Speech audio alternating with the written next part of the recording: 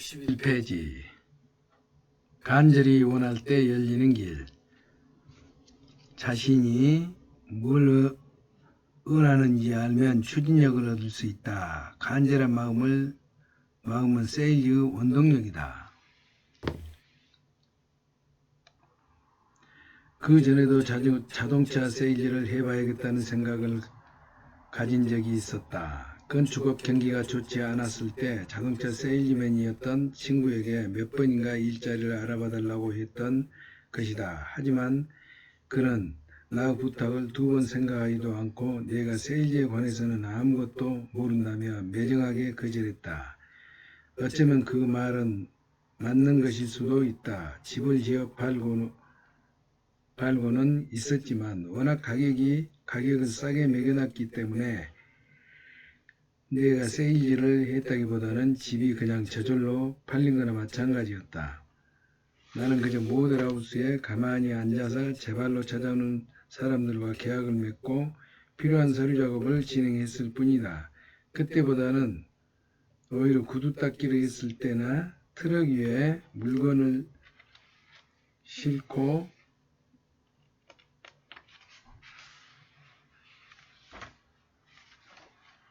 거리에 물건을 팔았을 때 세일즈에 관해 더 많은 것을 배웠다. 번편이 나왔다. 술집의 식객들을 상대로 혹은 거리의 주부들을 상대로 판매를 하기 위해서는 우선 이들의 주목을 끌어야 했고 나를 좋아하게 만드는 것이 중요했다.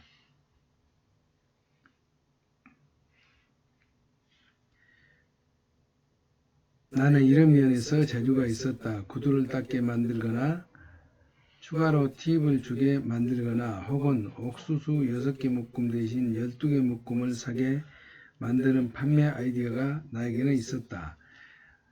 나에게는 당장 일자리가 필요했고 자동차 세일즈를 해야겠다고 결심한 후 다시 그 친구를 찾아갔다. 그가 이번에도 내 부탁을 거절했기 때문에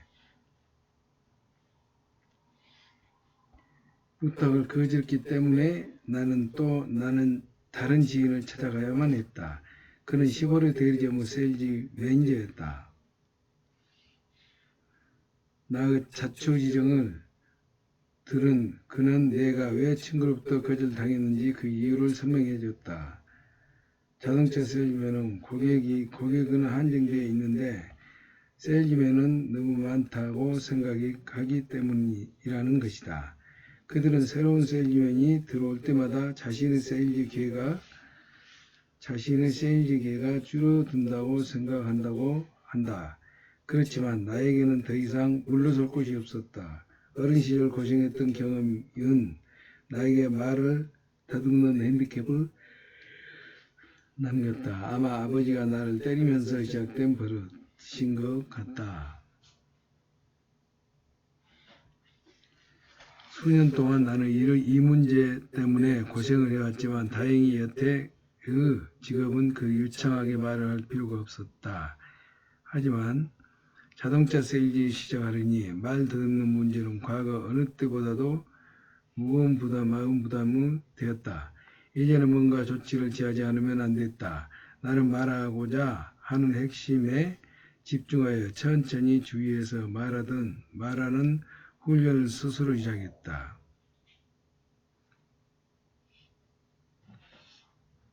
내가 자동차 세일즈라는 새로운 일에 도전하는 건 35세였다. 35세 때였고 잘못하면 가족들을 굶기게 될 것이라는 절박한 심정으로 핸디캡을 극복하는 방법을 터득했다. 말 더듬은 교정은 내가 세일즈를 시작할 때 일어난 가장 중요한 사건 중 하나였다. 나는 말 더듬지 않기 위해 내가 무슨 말을 하려면 또 무슨 말을 해야 하는지 그리고 사람들의 어떤 말을 듣고 싶어 하는지 생각을 집중하게 되었다. 물론 세일즈를 하는 사람이라면 누구나 그렇게 해야 하지만 나는 핸디캡을 극복하기 위해 자연스럽게 이런 훈련을 시작하게 된 것이다. 나는 이를 통해 말 듣는 버릇만 고친 게 아니었다. 상대방의 말을 정확히 하고 내가 말하고자 하는 바를 철저히 계획하는 습관을 들임으로써 커뮤니케이션의 기본을 터득하게 되었다. 오래지 않아 나는 그 말을 더듬지 않게 되었으며 언제든 말하고자 하는 바를 정확하게 전달할 수 있게 되었다. 나도 자동차를 살 때 셀즈맨이 어떻게 일하는지 봤기 때문에 당시 자동차 셀즈맨의 진행 방식을 익히고 알고 있었다. 셀즈맨들은 전시장 내에 무리지어 모여 있다가 손님이 들어오면 차례대로 고객에게 다가가곤 했다. 그렇기 때문에 셀즈맨이 늘어나면 자기 몫이 줄어든다고 생각했던 것이다. 절박했던 나는 매니저에게 이렇게 제안했다. 나는 다른 세일즈맨들처럼 전시장에 머물러 있지 않겠습니다. 당시 내 말을 상식적으로 이해가 되지 않는 말이었기 그는 재미있는 표현이었다. 전시장에 차례를 기다리지 않고 다른 방법으로 고객을 직접 잡아오겠습니다. 이렇게 말한 뒤에야 나는 세일즈맨으로 고용될 수 있었다. 사실 전시장에서 근무하는 것은 별 의미가 없었다. 전시장에 있는 세일즈맨에게 별다른 판촉 수단이 없었기 때문이다. 심지어 일정 판매 수준에 이르지 못할 경우에는 고객들에게 시험승차를 시킬 수도 없었다. 매니저에게 큰 소리치고 일자리를 얻기 시작했지만 어디서 고객을 찾아야 할지 아무런 아이디어도 떠오르지 않았다. 다른 사람들은 잠재 고객 리스트를 갖고 일하고 있었지만 나는 리스트가 어떤 건지 일을 어떻게 얻어야 하는지도 몰랐다. 내가 얻을 수 있는 리스트라고는 전화번호밖에 없었다. 그래서 나는 전화번호부에서 몇 페이지를 찍기로 했다. 내게 훌륭한 리스트였다. 사람들의 이름과 전화번호가 고스란히 적혀 있었기 때문이다. 사실 처음에는 인명편에서 2장을 찢었는데 생각보다 낮 시간에는 사람들이 집에 없었을 뿐더러 트럭 사업을 하는 사람들에게 필요한 것이란 생각이 들어 상호편에서 더 찢었다. 디트로이트 지역 전화번호부 4장. 그것이 나의 첫 번째 잠재 고객 리스트였다. 보잘것없는 리스트였지만 그래도 없는 것보다 나았다. 만일 내가 무작위로 건 첫 번째 전화통화에서 잠재 고객의 흥미를 유발하고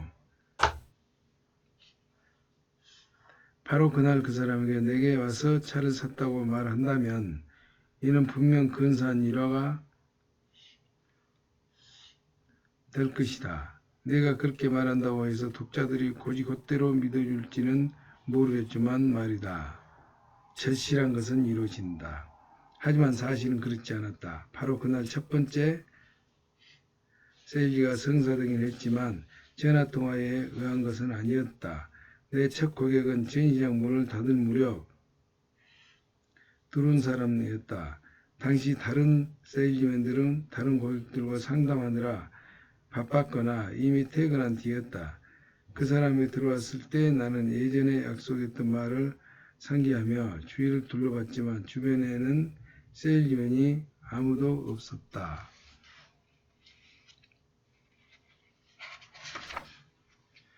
나는 이런 경우에 내가 손님을 맞이해도 약속 위반이 아니라 생각하며 그에게 다가갔다. 사실 이런 그때 나의 처지가 너무 절박했기 때문에 누구라도 앞길을 막으면 싸움을 벌일지도 모를 심정이었다. 사람들은 흔히 처음 돈을 벌었던 순간을 기억한다. 그리고 자신이 성사시킨 첫 세일즈 시콜그램까지 상세히 기억하곤 한다. 당신은 나 역시 세일즈에 관해서 많은 걸 기억하리라 생각할 것이다. 만약 그렇지 않다면 이 책을 위해서라도 첫 세일에 관한 근사한 이야기가 지어내는 것이 좋다고 생각할지도 모른다. 하지만 나는 그러고 싶지 않다.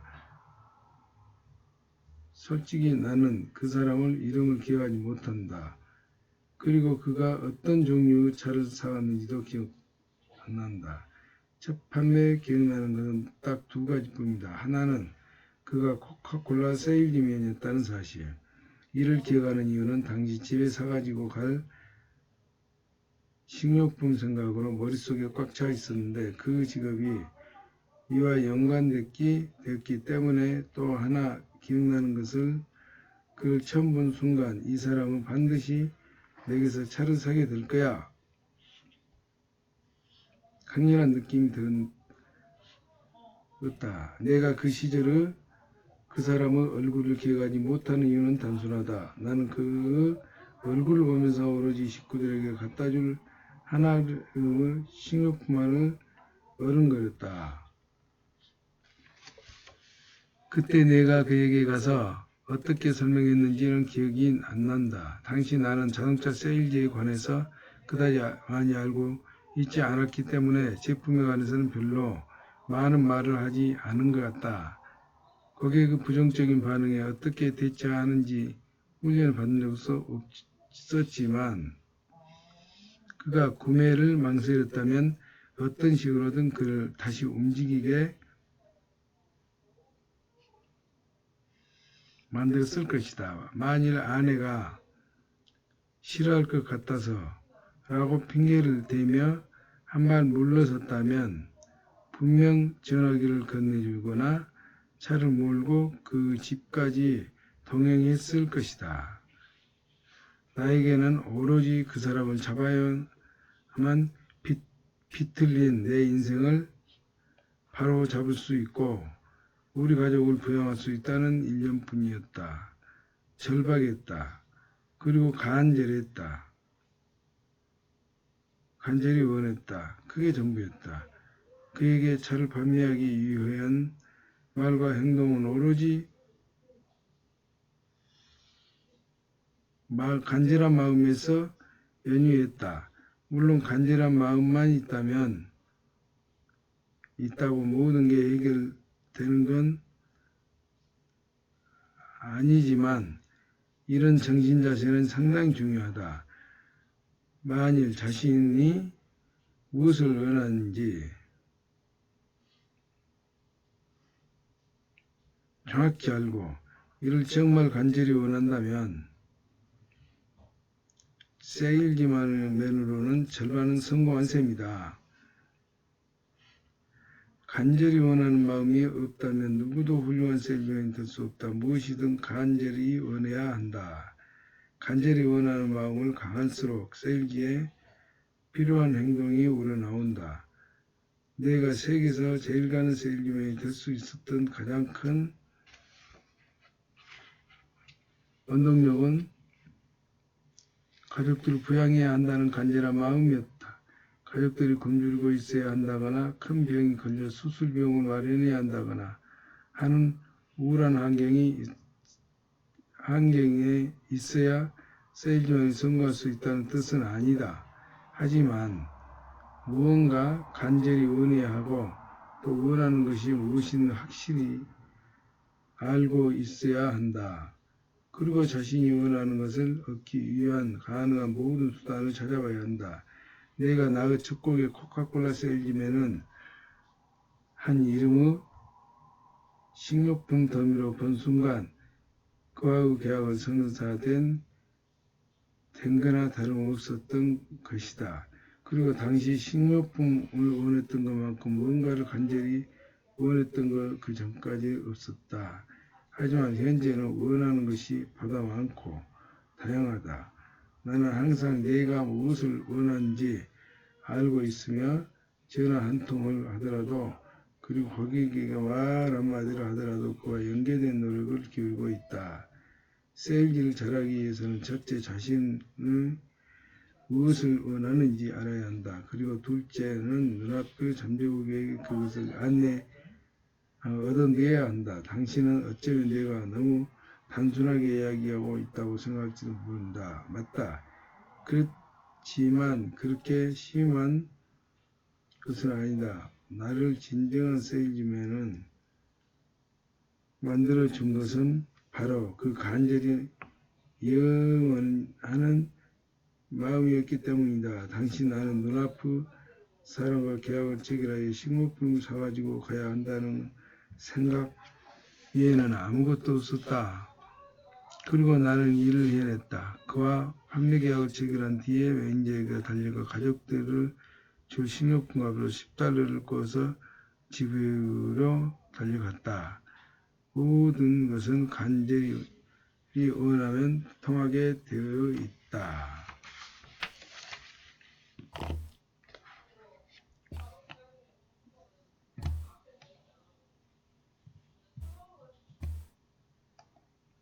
제2부 승리를 부르는 250의 법칙, 고객에 대한 기본 인식, 조지라드 250의 법칙. 사이 좋은 동료와 기회 친척들에게 팔고 난 후에는 어떻게 할 것인가? 좋은 세일즈란 대회전 관람차와 같다. 지라드 세일즈 무기.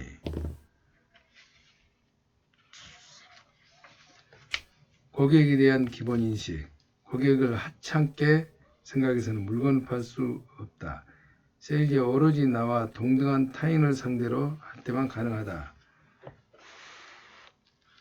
당신이 사는 지역 혹은 당신이 일하는 업계에서는 고객을 뭐라고 부르는가? 디트로이트 자동차 판매 업계에서는 고객을 흔히 무치, 여기저기 배회하며 공짜만 밝히는 사람이라는 뜻을 속어 옮기니 무치라고 부른다. 참으로 고약한 표현이다. 자기에게 와서 물건을 사고 돈을 주는 사람을 그렇게 생각한다니 말이다. 이런 표현은 고객에 대한 부정적인 태도를 이야기한다. 기왕 말이 나왔으니 당신은 어떤 이유가 있더라도 이런 표현을 쓰면 안 된다는 점을 분명히 짚고 넘어가야 하고자 한다. 물론 세일즈맨들이 잠재 고객이나 고객에게 적대감을 느끼는 나름의 이유는 분명하다. 그리고 그렇게 부르는 심정을 내가 이해하지 못하는 것도 아니다. 하지만 나의 혹여 마음속으로 라도 고객을 무치라고 생각하지 않도록 무척이나 노력했다. 그런 생각을 몹시 해롭기 때문이다. 생각은 어떤 식으로 표면화된다. 생각은 어떤 식으로라도 표면화된다. 그리고 고객도 그런 것쯤은 느낄 수 있다. 생각은 어떤 식으로도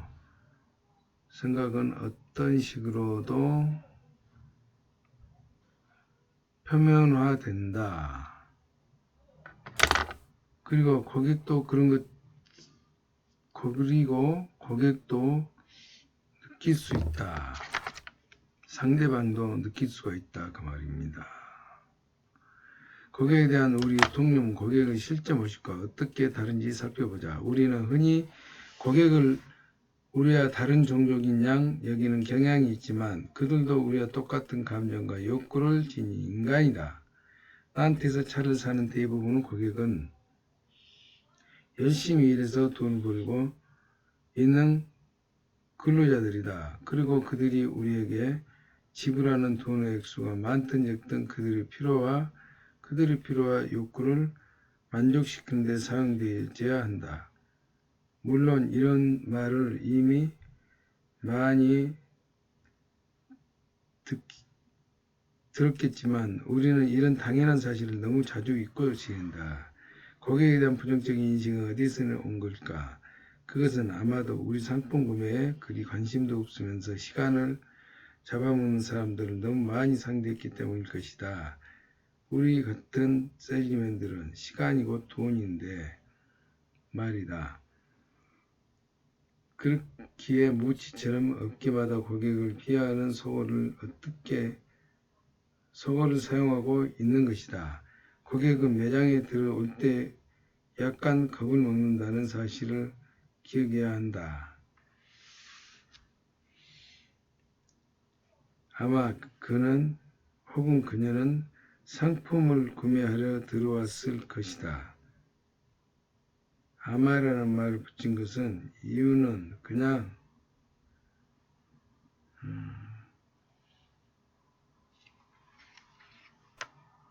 그냥 구경만 하려는 사람도 많기 때문이다. 하지만 그들 대부분이 인지하고 있든 그렇지 않든 간에 당신이 판매하고 있는 상품에 관심이 있는 사람들이다. 때문에 단지 구경하러 왔던 사람도 언제든지 구매자가 바뀔 수 있다. 문제가 있다면 이들 $30짜리 신발이든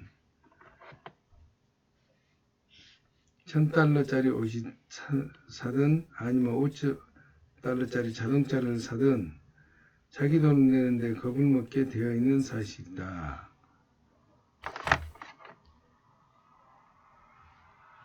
상품에 때문에 단지 구경하러 왔던 사람도 언제든지 구매자가 바꿀 수 있다. 그 돈은 자신들이 힘들어 번 소중한 돈이기 때문이다. 또한 세일즈맨이 우리에게는 겁을 먹기 마련이다. 고객은 흔히 세일즈맨은 나에게서 돈을 빼내려고만 하는 사람이야 라고 인식하기 때문이다. 물론 우리는 그런 사람들이 아니다. 그러나 사람들은 매장 문을 밀고 들어오면서 그런 공포심을 약간이나마 갖게 되기 마련이다. 그들은 그저 상품을 둘러보면서 자신만의 시간을 갖기를 원한다.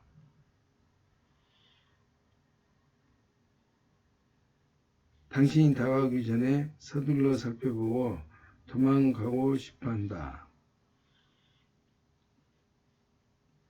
한편으로 생각하면 그들은 당신이 팔아야만 하는 물건을 필요로 하는 사람이기도 한다.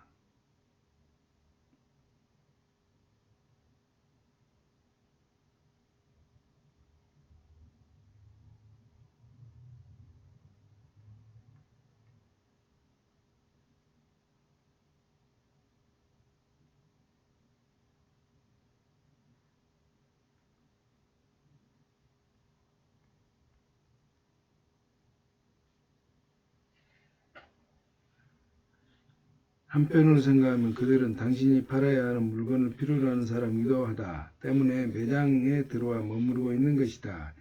그러나 우리가 고객에 대해 편견을 갖고 있는 것처럼 고객도 우리에게 세일즈맨들에게 편견을 갖고 있기 때문에 여전히 겁을 먹고 있을 것이다. 사실 세일즈맨에 대한 평판은 어디에서나 별로 좋지 않다. 사람들은 어디인가 보다 싸게 혹은 도매 가격으로 파는 사람이 있을 거라는 생각을 한다. 이건 자동차 판매 업계뿐만 아니라 그 모든 업계가 어려워하는 문제이기도 하다. 고객들은 언제나 지불해야 할 돈보다 더 많이 주고 있다고 생각하기 때문에 두려움과 불안감을 떨치지 못한다. 고객은 매장에 발을 들이는 순간 당신이 하는 말과 행동을 방어적인 자세를 취한다. 심지어 어떤 사람은 오로지 그 자리를 모면하기 위해 $5, $10 보증금을 맡겨 놓은 뒤 돈을 찾으러 오지 않은 경우도 있다. 고객과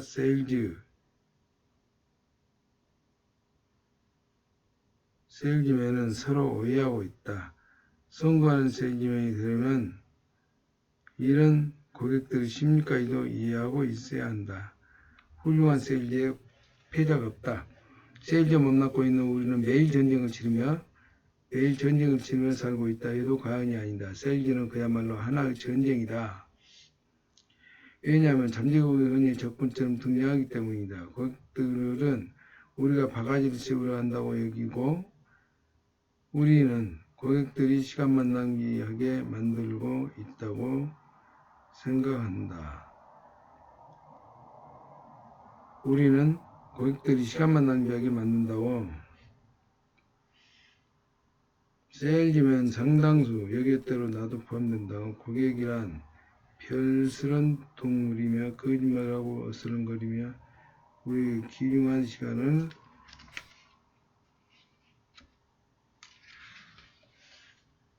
빼앗는다고 생각하기에 무우치라는 말을 선없이 내뱉는다. 하지만 그런 적대적인 태도가 지속되면 당신은 영영 어려운 처지에서 벗어나지 못할 것이다. 이런 식이라면 양쪽 모두 거짓말하면서 서로 말에 딴중만 걸 것이다. 상대는 구매 의사를 가지고 있는 사람일수록 이도 있고 아닐 수도 있다. 하지만 서로 적대적인 감정을 갖고 있다는 한 어느 쪽이라 해도 유쾌한 감정을 가질 수 없을 것이다. 의심, 적대감, 불신이 상대의 세일즈 시도를 갖는 것 좋지 않는 것을 명심해야 한다. 그렇다면 어떻게 해야 할까? 세일즈 프로세스의 상세한 부분에 대해서는 아직 연구하지 않을 생각이다. 그보다는 우선 고객과 세일즈의 기본적인 태도에 관해 좀 더 언급할 것이다.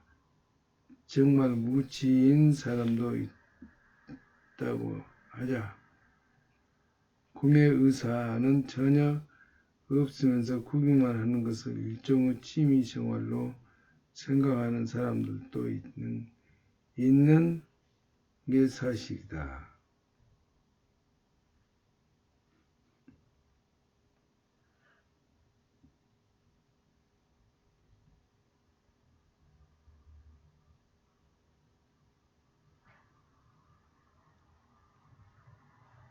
또한 스스로 세일즈맨이라고 부르기 하지만 자신의 감정을 절제할 줄도 모르고 아무에게나 압박감을 주는 사람 역시 논의하자. 누구나 때로는 자기 감정을 절제할 수 없는 경우가 생길 수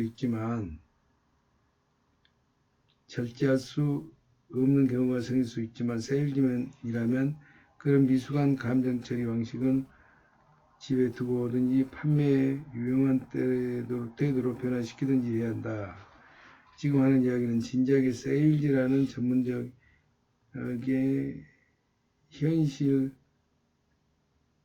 헌신하려는 사람에게만 해당되는 말이다. 이에 다시 무치에 관심을 살펴보자. 우선 고객들이 무치가 아니다. 그들은 열심히 일해서 돈 버는 당신에게 뭔가를 하는데 정성을 하고 관심을 갖고 있는 사람이다. 누구를 만나든 상대방을 존중해야 이런 기본적인 인식이 앞서야 한다. 앞에서도 말했지만 이들은 당신을 두려워하고 있으며 특히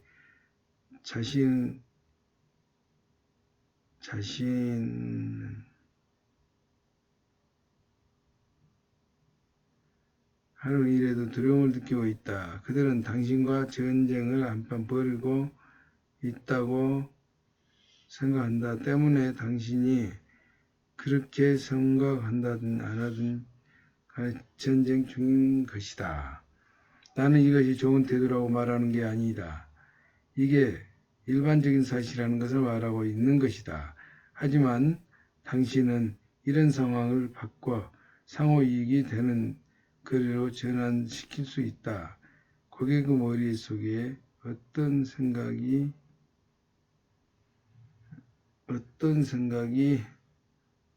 있는지 이해했다면 당신은 그 전쟁에 승리할 뿐 아니라 전쟁을 서로에게 귀중한 경험으로 바꿀 수 있다. 고객이 처음에 느끼는 두려움을 극복할 수도 있도록 돕고 마침내 승리했다고 느낀다는 면 그렇게 할 수 있다. 세일즈 전쟁을 이긴다고 하더라도 그 전쟁에서 승리, 고객의 서명과 돈을 받아 판매하는 완성한 시점, 서로에게 좋은 경험이며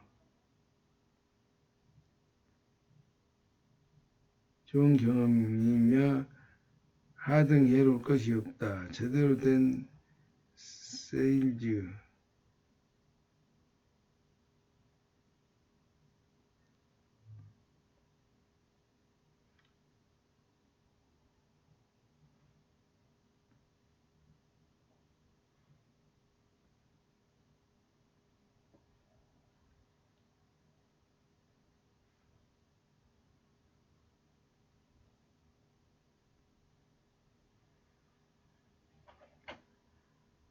서로에게 좋은 경험이며 하등 해로울 것이 없다. 제대로 된 세일즈라면 무치이자 겁먹는 고객 역시 이득이 없고 승리감을 느낄 수 있다. 그 자신이 매장을 찾아온 목적, 새 신발이나 옷, 자동차 등을 구입하는 것을 달성했다. 그렇기 때문에 고객 역시 승리자다. 그 역시도 자신이 승리자라고 느껴야 한다. 자신의 시간을 값어치 있게 사용했으며 자신의 돈을 잘 사용했다고 느껴야 한다. 그는 이 전쟁의 패배자인 동시에 승리자이다. 모두가 승리자, 아무도 패하지 않는 이런 전쟁이야말로 최고 전쟁이며 틀림없다. 세일즈맨이 세일즈 프로세스를 적절하게 진행한다면 자신을 가지고 있는 적개심을 해소할 수 있다. 그게 어떤 연유로 생긴 것인지 말이다. 나는 흔히 고객을 대할 때마다 아버지를 다시 대하듯 느낌이 들곤 했다. 나는 항상 아버지를 이기고 싶고 아버지가 나의 일을 존중하고 사랑하게 만들고 싶은 욕구를 가지고 있다.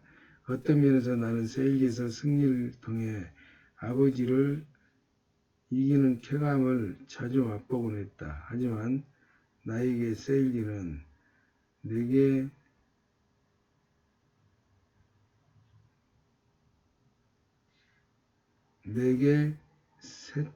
내게서 세 차를 상대를 행복하게 만드는 일이다. 나는 이런 이야기를 듣고 정신과 의사를 뭐라고 한마디 할지도 모르겠다. 하지만 우리 모두 사실 분노와 두려움을 감정을 가지고 있다. 그런데 만약 하루에도 한두 번 혹은 수십 번씩 훌륭한 세일즈를 통해 이를 극복할 수 있다면 뭐가 다르겠는가? 그리고 세일즈맨에게 훌륭한 세일즈보다 더 만족스러운 일이 있겠는가? 고객이 원하는 물건을 좋은 가격에 살 수 있게 해줌으로써 그 고객이 자신의 친구와 친구들 그리고 직장 동료들에게 조 지라드에게 차를 사라고 말하게 된다면 그것이 나에게 가장 훌륭한 세일즈다. 이건 내가 무치와의 전쟁에서 매일 원하고 있는 바다. 처음에 진짜 무치였는지 모른다. 나를 떠날 때는 더 이상 무치가 아니다. 세일즈라는 전쟁에서 둘 다 승리했기 때문에 그들은 나를 더 이상 두려워하지 않는다. 나는 전국을 돌아다니며 세일즈맨은 고객을 착취한다고 고생한 사람들과 이야기를 나뉘었다. 내가 그들에게 어떤 말을 하겠는가? 나는 당당히 이렇게 말한다. 고객이 지불하는 돈에 걸맞는 좋은 상품을 제공하는 게 어디에게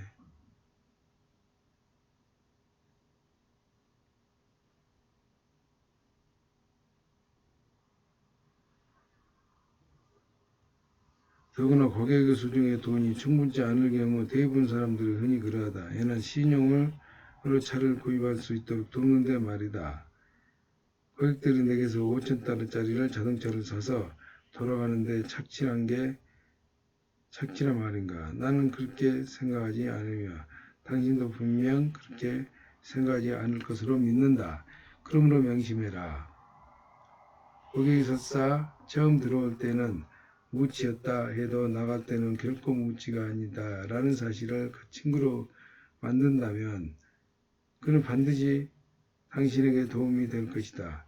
내게서 자동차를 구매하는 고객 10명 중 6명은 과거 나로부터 구매한 적이 있는 기존 고객이거나 어디선가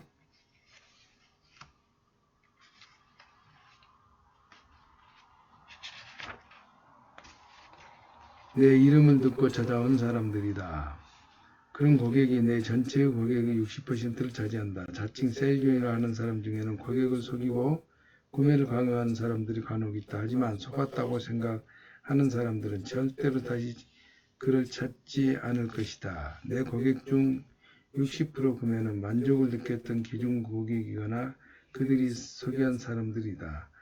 그러므로 무치란 표현을 따위는 너희에게 머리에서 싹 지워버리기 바란다. 그런 생각을 진짜 기회를 잡고 활용하는 내 방해가 될 뿐이다.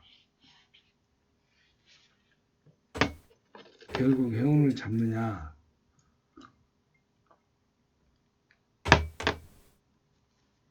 그렇지 않느냐는 고객을 어떻게 만족시키느냐에 달려있다. 그리고 승리하여 수익을 얻는 것보다 더 만족스러운 것은 없다. 고객 앞에서 감정을 자제하도록 노력해야 한다. 당신이 열심히 말하는데 고객이 농담으로 말을 끊어 화가 나는가? 당신이 싫어하는 누군가를 연상하게 만들어서 언짢은가? 파이프 담배를 피워대는 사람이라 싫은가? 파이프 담배를 피우는 사람은 스스로 결정을 내리지 못한다는 속설 따위가 모두 잊기 바란다. 설령 그들이 파이프 연기 뒤에 숨으려 한다 해도 그들의 욕구를 끄집어내는 것은 당신의 몫이다. 그것이야말로 당신이 무엇보다도 먼저 해야 할 일이다. 겁을 먹은 사람에게는 상품을 팔 수 없다. 그는 당신으로부터 달아나려야 할 것이다. 무치에는 물건을 팔 수 없다. 당신이 그거를 어떻게 생각하는지 알아볼 수 있기 때문이다. 세기는 무치가 아닌 인간을 상대로 할 때만 가능하다. 그러므로 사람을 만날 때에는 이런 기본적인 인식부터 새로 해야 한다. 전쟁에서의 승리 여부는 당신의 손에 달려 있다. 고객과 당신 자신의 감정을 어떻게 다루느냐에 달려 있다. 당신이 누구인지 그리고 고객이 누구인지를 알 수 있도록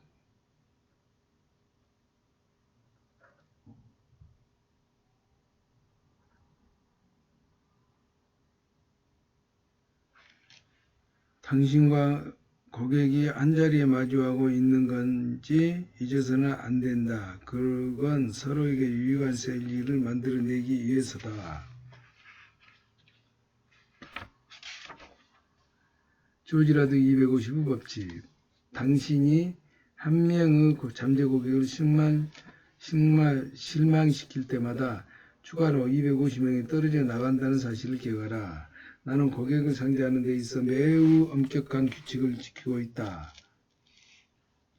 앞에서 나는 만나는 모든 사람들에게 대하도록 태도에 관해서 몇 가지 이야기를 한 바 있다. 당신은 내가 업계 슈퍼스타이기 때문에 나를 힘들게 만드는 사람이나 예모가 마음에 들지 않는 사람 혹은 괜시리 마음에 들지 않는 고객을 내팽개칠 수 있을 거라 생각할지도 모른다. 하지만 만약 그렇게 생각한다면 당신은 가장 중요한 포인트를 놓치고 있는 셈이다.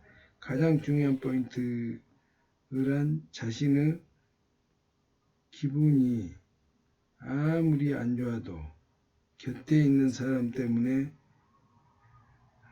안 좋다는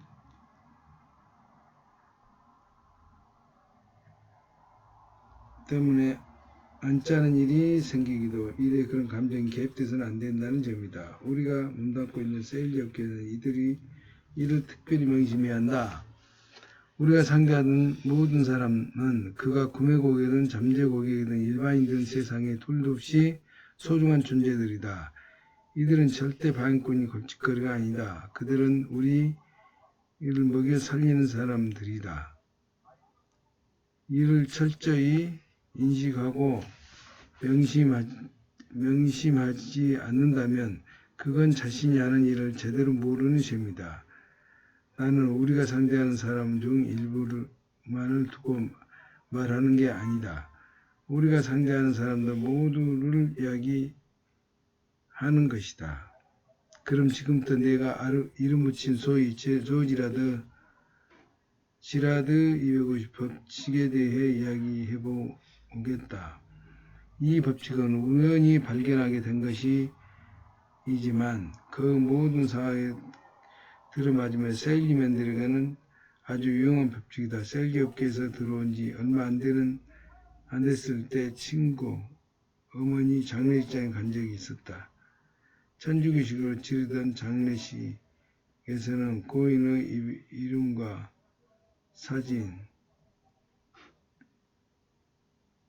사진이 인쇄된 미사 카드를 나눠주고 있었다. 그런 관객을 과거에도 여러 번 봤었고 별다른 생각을 해본 적이 없었다. 그런데 그날따라 한 가지 궁금증이 떠올라 장사에게 물어봤다. 카드를 얼마에 인쇄해야 하는지 할지 어떻게 아시나요? 그러자 그가 이렇게 대답했다.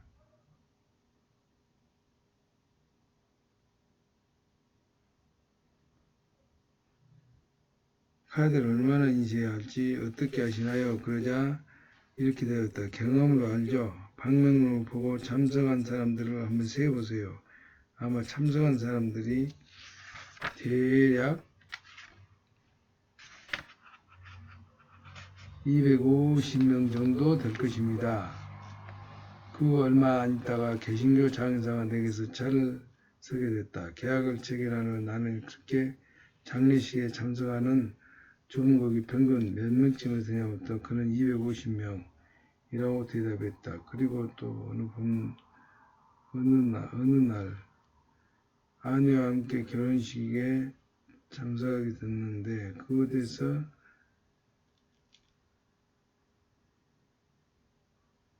어느 날 아내와 함께 결혼식장에 참석하게 됐는데 그건 연회장을 운영한 사람을 만났을 때 그에게 평균적으로 얼마냐고 물었더니 신랑 신부 쪽 각각 250명 정도 된다고 대답했다.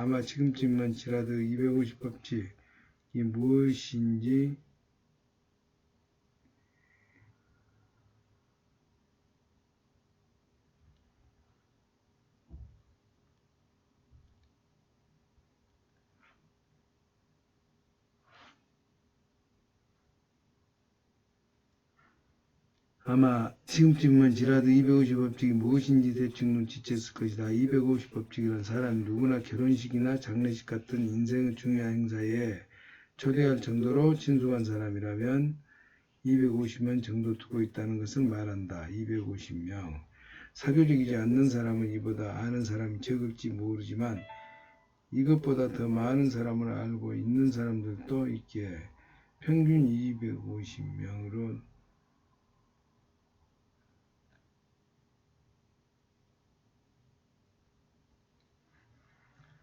사교적이지 않는 사람은 이보다 많은 사람이 적을지 모르지만 이것이 보다 더 많은 사람을 알고 있는 사람들도 있기 때문이다. 평균 250명 정도는 된다는 그 말이다. 이건 내가 일주일에 50명의 사람을 만났는데 그중 한 달간 2명이라면 내 태도를 못마땅해 하게 생각한다.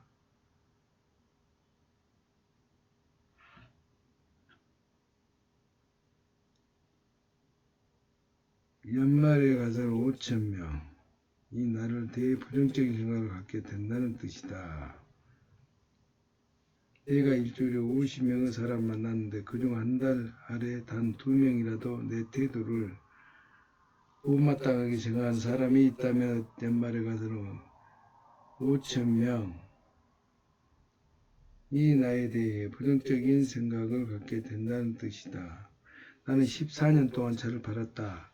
따라서 내게 만족하지 못한 사람은 한 달에 2명만 돼도 그들이 전하는 평균 영향을 받는다. 웬만한 운동장이 꽉 메울 정도로 7만 명이다. 된다는 얘기다. 이들은 나를 직접 만난 적도 없고 나에게 상품 설명을 들은 적도 없지만 한 가지 확실한 것을 알고 있다.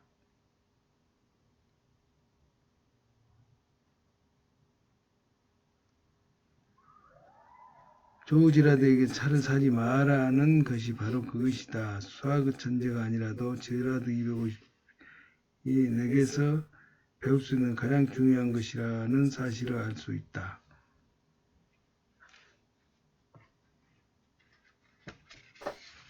단순하게 생각해보자. 만약 어떤 사람이 매장에 들어왔는데 때마침 당신은 아침에 부부싸움을 하고 온 탓에 기분이 저조한 상태였다 치자. 애꿎은 고객의 형편없는 태도로 푸접을 한다면 어떤 일이 벌어졌을까? 그 역시도 기분이 언짢아져 사무실로 들어갈 것이다. 그 표정을 보고 누군가가 이렇게 묻는다. 무슨 일 있었어?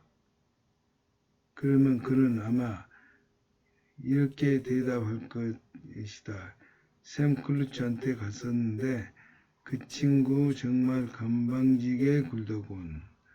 마침 자동차를 사려는 사람이 곁에 있다면 이런 말을 듣게 될 거야. 샘 클루치한테는 가지 마.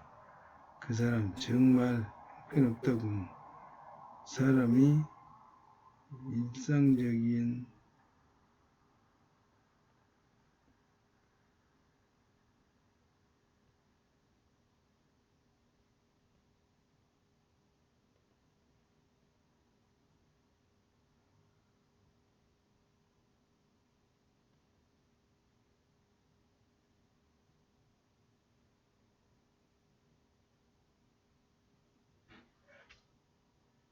마침 자동차를 사는 사람이 곁에 있다면 이런 말을 듣게 될 거다. 샘 클루즈한테 가지 마. 그 사람 정말 형편없더군. 사람이 일상적인 생활을 하면서 정기적으로 만나는 사람 250명 정도가 된다면 직업상 훨씬 많은 사람들이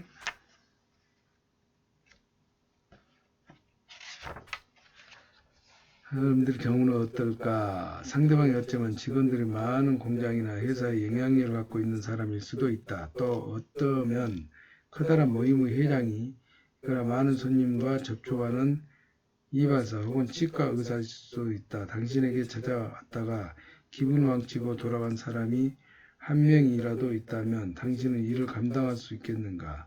만약 그가 일반적인 사람이어서 일생 동안 250명의 사람들에게 영향을 미칠 경우에도 감당하기 힘들겠지만 그보다 훨씬 더 많은 사람을 만나고 다니는 사람이라면 더욱더 감당하기 어려운 것이다. 사람들이 흔히 자신이 어떤 물건을 구매할 때 혹은 살 계획을 가지고 있을 때 다른 사람과 의논을 많이 한다. 그러면 상대방 언제 어떤 물건을 어디서 얼마에 사야 하는지에 대해 조언을 해준다. 이는 평범한 사람들이 일상생활에서 매일 하고 있는 일이다. 당신은 한 명이라도 위험인물을 만들고 버틸 수 있다고 생각하는가? 나는 그럴 수 없다. 다른 세일즈맨이 그렇게 했을 수 있다면 나도 할 수 있을 것이다. 하지만 나는 그렇게 할 수 없다. 나는 나에 대해서 사람들에게 좋게 말해주는 고객들에게 세일즈 실적과 수입을 의존하고 있기 때문이다. 그들은 내가 세일즈를 하는데 아주 중요한 힘이며 당신도 역시. 우리는 지금 사랑하는 우정에 대해서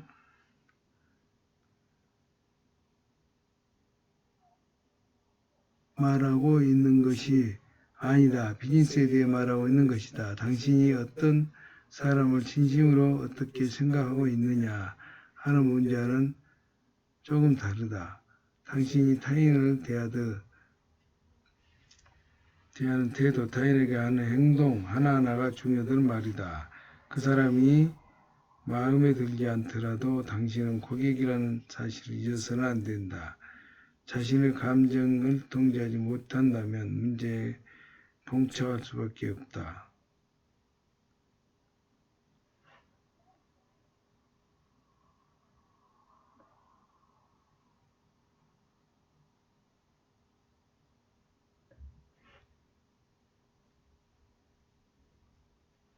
비즈니스에서는 상대가 무치든 괴짜든 골초든 밥맛없는 사람이든 모두가 당신 주머니에 돈을 굴릴 사람일 것이다. 만약 당신이 단 한 사람에게라도 저 건방진 말투로 대하거나 그를 화나게 한다면 당신의 주머니를 돈으로 채워줄 수 없는 250원을 잃게 된 셈이다. 그런 위험을 감수하고서라도 순간 기분에 충실해야겠는가?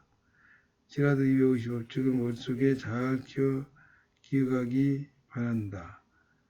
매일 이런 비즈니스적 태도를 개발하기 위해 노력하기 바란다.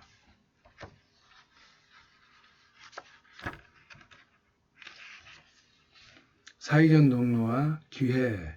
다른 세일즈맨과 어울려 시간을 낭비하지 마라. 대신 기회를 만드는 데 당신은 모든 시간을 사용해라. 250 법칙은 세일즈를 처음 하나 발견한 것은 아니다. 이를 발견하고 실천하는 데 몇 년 걸렸다. 그때까지 얼마나 많은 고객들과 그들의 친구, 친척, 동료들을 잃었는지 다 쓸 수도 없을 것이다. 나는 세일즈를 처음 시작하던 무렵 중요한 교훈 하나를 배웠다. 세일즈맨끼리 모여 노닥거리지 말라는 것이 바로 그것이다. 세일즈맨들은 대부분 새로운 곳에 출근하면 첫날 이런 조언을 듣게 되지만 곧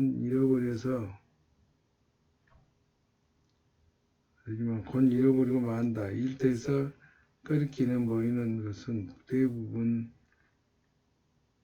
정보 교환이라는 명목으로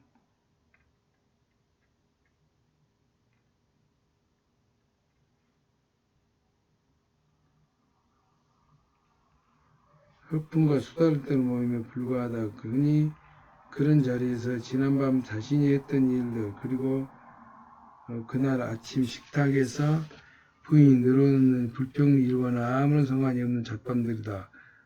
오가기 마련이다.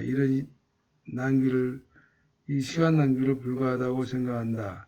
동료들과의 친목도 물론 중요하지만 나는 그럴 시간이 있으면 다른 일을 일하는 게 훨씬 효율적이라고 생각했다. 다음과 같은 광경을 상상해보면 내가 무슨 이야기를 하는지 모두 알 것이다. 세일즈맨들이 모여있는 곳에 또 한 명이 합류를 하며 이렇게 말한다. 자네들 필 존스에 대해 들어봤어? 필 존스라는 사람, 그 사람 10년 전에 일하던 사람이기에 현재는 그를 알고 있는 사람이 없다.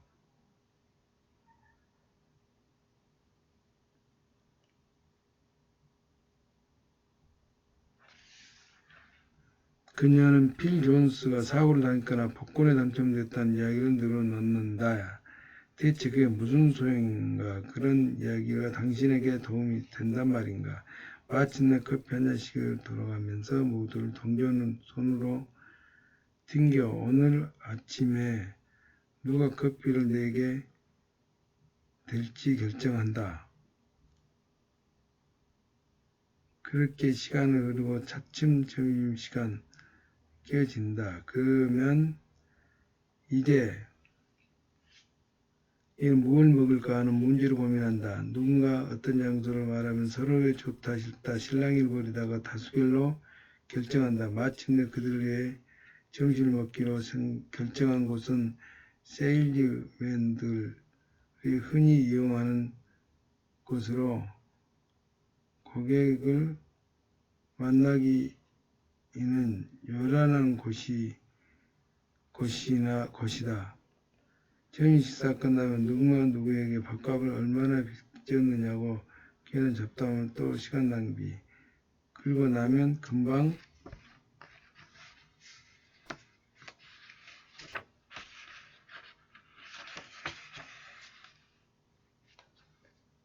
해가 저물고 또 그렇게 비인스 기회가 사라져간다. 명심하라. 당신이 누구의 말을 일하든 밑에서 일하든 무엇을 팔고 있든 간 세일즈는 당신의 비즈니스다. 당신에게 물건을 산 사람은 당신의 고객이 되는 것이다. 일하기를 요리조리 피하고 세일즈맨끼리 아울러 다닌다면 당신은 돈을 벌 수 있을 기회를 잃은 것이다. 그런 말이라면 저에도 질리도록 들었다고 말하고 싶지 않는다. 하지만 우리는 그런 조언을 들었어도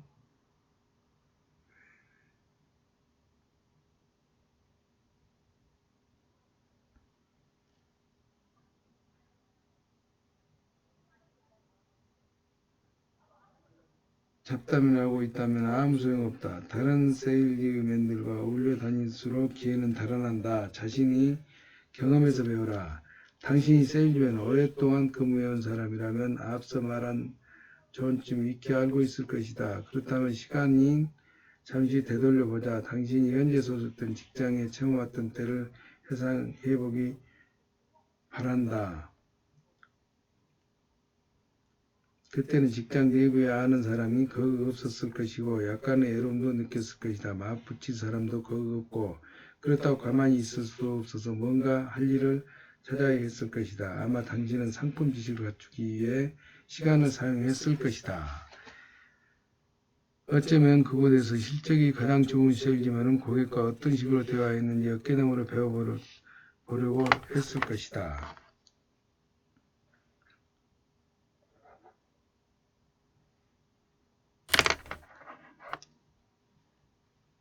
또한 친구나 친척들에게 전화하고 우편물로 당신은 어디서 어떤 물건을 팔고 있는지 알렸을 것이다.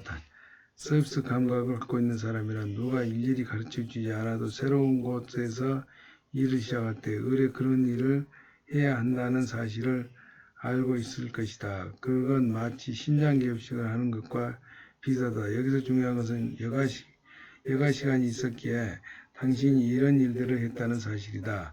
누구 한 사람 당신에게 말을 걸어온 사람이 없고 아직 친한 사람이 없었기 때문이다. 하지만 지금 어떠한가? 당신도 이제 끼리끼리 모여 시간을 헛되이 보내는 그런 사람 중 하나가 됐을 것이다. 이때에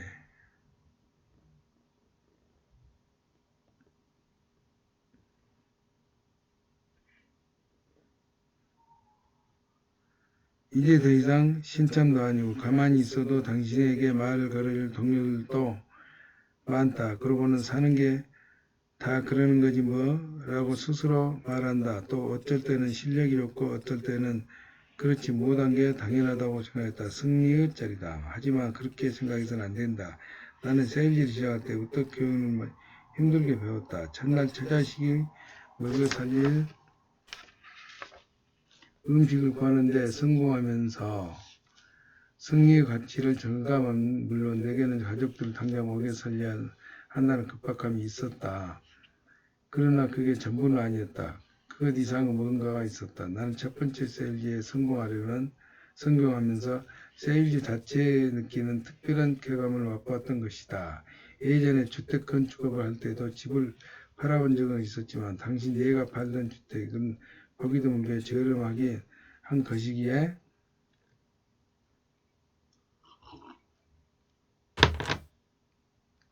즐겼다고 보기는 어려웠다. 하지만 코카콜라 세일즈맨에게 15회를 판매했을 때는 진정한 승리 기쁨을 짜릿함이 느꼈다. 이랬던 첫 번째 세일즈에 나에게 노력만 하면 더 많은 성과를 올릴 수 있다는 자신감을 심어주었다. 당시 나는 그곳에 있는 세일즈맨과 알지 못하는 사이였으며 그들은 나를 자신들의 몫을 빼앗아가는 사람이라 생각하며 분개하고 있었다.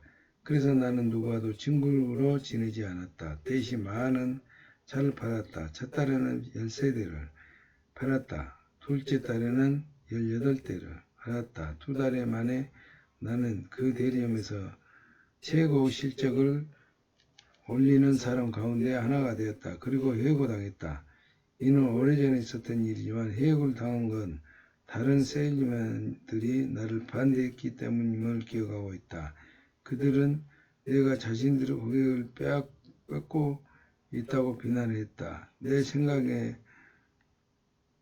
그들이 나를 그렇게 비난한 이유를 아무런 세일즈 경험도 없는 내가 자신들만큼 아니 자신들보다 더 잘했기 때문이다. 한 가지 덧붙이자면 내가 그들과 친밀한 관계를 유지하지 않았기 때문이기도 하다. 그래서 나는 다른 대리점으로 갔다. 내가 그 대리점에 첫 출근한 날 세일즈 매니저는 내가 매장에 다른 세일즈맨들과 어울려 시간을 낭비하지 않는다면 좋은 실적을 올릴 거라는 조언을 했다.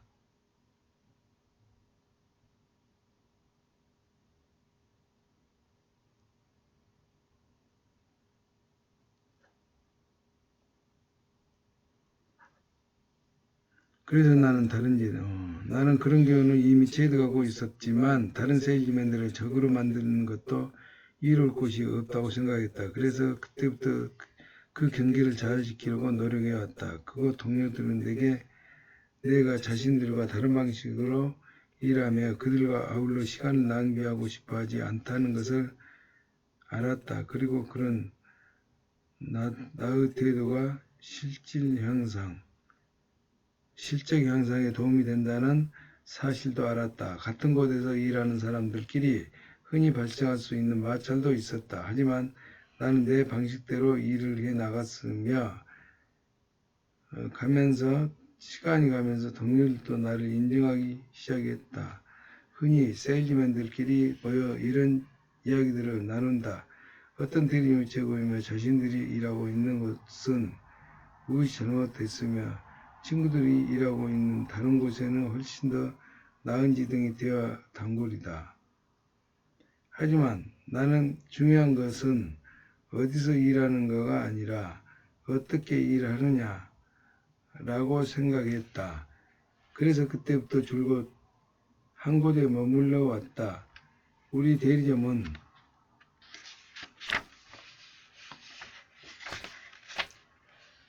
좋은 자리에 위치하고 있기는 하지만 대부분의 자동차 대리점 역시 그러하다. 또는 보수 지불체계도 다른 대리점과 비슷하다. 따라서 중요한 건 얼마나 현명하게 일을 하느냐이며 이는 얼마나 열심히 일하는 것보다 더 중요하다. 다른 세일즈맨이 점심 먹으러 갈 때 나는 그들과 거의 동의하지 않은데 그 이유는 그 시간에 해야 할 다른 일이 있었기 때문이다. 내가 누군가와 함께 점심을 먹으러 간다면 그건 비즈니스 위에서지 친교만 위에는 아니다. 내가 누구와 점심 식사를 하며 무슨 일을 해야 하는지에 대해서는 뒤에 설명할 것이다. 하지만 우선 겉으로 보일 때는 어떻게 몰라도 일을 하고 있을 때 항상 비즈니스에 전념해야 한다는 사실을 언급하고자 한다. 다시 한번 강조하고 싶은 메시지는 세일즈맨들끼리 어울려 다니며 시간을 낭비하지 말라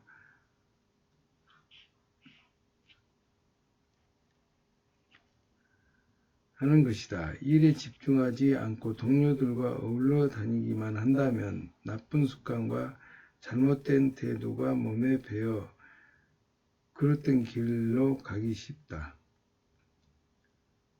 세일즈 매니저가 판매회의를 소집할 때마다 세일즈맨은 심드렁한 목소리로 또 쓸데없는 회의에서 소집 덕분하고 말한다. 처음 자동차 판매를 시작할 때부터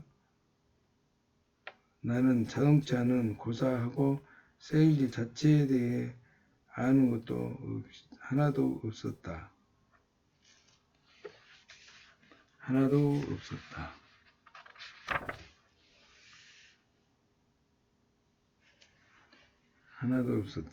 나는 회의가 있을 때마다 뭔가 배울 수 있으리라고 생각하고 참석했다. 그래서 정말 그렇게 되었느냐고 그랬다. 나는 진짜로 많은 것을 배웠다. 당신은 어쩌면 세일즈 매니저를 안 좋아할지도 모르지만 나는 그는 분명 판매에 관해 많은 것을 알고 있을 것이다. 물론 그들이 우리에게 보여주는 교육용 비디오 등은 대부분 그리 도움되지 않는다는 데에도 나도 공감한다. 그건 세일즈 교육용 비디오 이외에 어떤 것도 바라보지 못한 사람들에 의해 만들어졌기 때문이다. 하지만 그렇다고 해도 매니저가 판매회의에서 우리에게 말하는 내용은 일리가 있는 것들이다. 그리고 분명 그는 나보다 판매에 관해 더 많은 것들을 알고 있었다. 지금은 어떨지 모르겠지만 적어도 당시에 일리가 있는 말들이었다. 만약 그가 말한 대로 또한 그가 보여준 비디오에서 조언하는 내용처럼 충실히 따라 했더라면 분명 효과가 있었을 것이고 좀 더 많은 실적을 올릴 수 있었을 것이다. 전화를 걸든 TM, 다이렉트 메일, TM 광고 선전을 등을 위해 예상 구매자에게 직접 우송하는 인쇄물을 보내든 혹은 다른 수단을 쓰든 만일 내가 좀 더 열심히 했더라면 더 많은 수확을 올릴 수 있었을 것이다. 시간이 흘러 내 나름 방식을 개발하고 DM도 내가 직접 제작하는 것이 보다 효과적이라는 사실을 깨달았지만 당시에는 매니저가 시키는 대로 하는 것이 아무 일도 하지 않는 것보다 훨씬 나았다. 또한 세일즈맨끼리 몰려다니면 많은 걸 배우기 어렵다는 사실도 배웠다. 하루 종일 동료들과 어울려 다니기만 하는 사람이 당신에게 하루 1시간 단 10분이라도 전화를 더 걸면 그만큼 실적을 더 많이 올릴 수 있다 라고 말해줄 리 만무하다. 또 그런 사람이 내 멍청한 농담을 듣고 잊지 말고 가서 DM 10분을 더 만들어 보내게. 그러면 연말에는 매년 2,500명 운전자들과 연락을 하며 지낼 수 있게 될 것세. 그리고 이들이 언젠가 차를 바꿀 때 판매가 기회가 생기지 않겠는가 라고 말해줄 리도 없다. 끼리끼리 몰려다니는 세일즈맨들은 자동차가 필요한 사람은 매장에 제 발로 찾아오겠지라고 생각한다. 그렇기 때문에 나와 같은 조언을 하는 법이 없다. 다시 한번 말하지만 다른 세일즈맨들과 어울려 시간을 허비하지 않는다면 그 지역에서 가장 많은 실적을 올릴 수 있는 사람이 될 수 있다. 왜냐하면 고객이 매장에 들어와 당신을 찾게 만들 수 있기 때문입니다. 물론 가만히 앉아서도 잘해가는 사람이 있기는 하지만 자기 차례로 돌아온 고객이라고 항상 물건 팔 수 있는 건 아니다. 그러므로 제자리에서 차례만 기다리고 있는 세일즈맨은 모든 것을 요행에 맡길 수밖에 없다.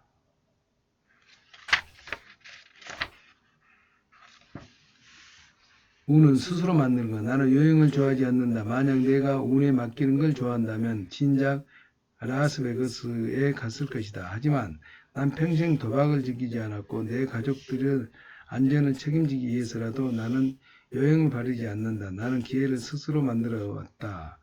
그리고 그런 기회를 잡기 위해서는 세일즈맨들끼리 어울려 다니지 않은 것이 우선이다. 이탈리아인들은 이런 표현을 자주 쓴다. 벽을 향해 스파게티를 많이 던지다 보면 그 중에 하나는 벽에 붙을 것이다. 중국인이라면 스파게티 대신 밥이라는 표현을 쓰겠지.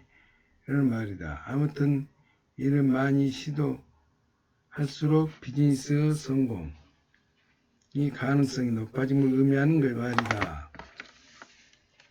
이탈리아인들은 이런 표현을 쓴다. 벽을 향해 스파게티를 던지다 보면 그 중에 하나는 벽에 붙을 것이다. 중국인이라면 스파게티 대신 그냥 세일즈맨들과 함께 마객 매장에서 기다리는 사람과 세일즈 실마리를 잡으려 노력하는 사람과는 많은 차이가 날 수밖에 없다. 다시 말해 일을 성사시키기 위해 많은 일을 하는 사람은 결국 성과를 거둔다는 뜻이다. 다시 말해 일을 성사시키기 위해 많은 일을 하는 사람은 결국 많은 성과를 거둔다는 뜻. 너무 완벽하게 일하기 위해 노심초사할 필요 없다. 그러나 좀 더 잘하기 잘하기를 위해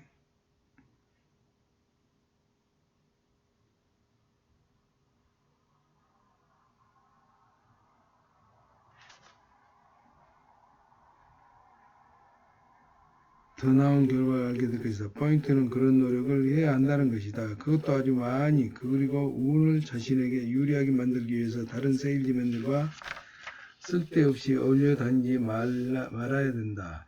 여기까지 읽고 당신은 이런 의문이 들지 모르다. 그래, 좋다. 그러면 어떻게 시작해야지? 내가 나만의 방법을 개발해 실행한 것처럼 당신도 여러 가지 방법을 선택할 수 있다. 자신의 스타일, 개성, 흥미에 맞춰 자신에게 가장 잘 맞는 방법을 선택하면 된다. 그렇다고 알아서 하라는 말은 아니다. 비결은 있다. 당신은 곧 그 비결을 배우게 될 것이다.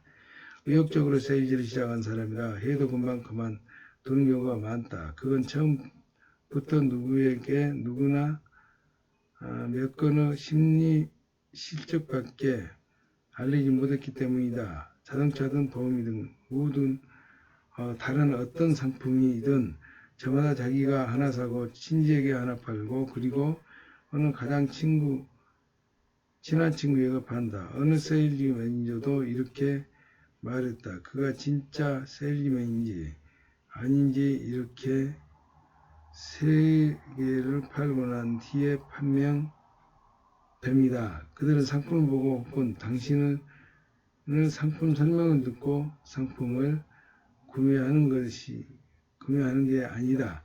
단지 당신을 돕고 싶어서 상품을 샀을 뿐이다. 그럼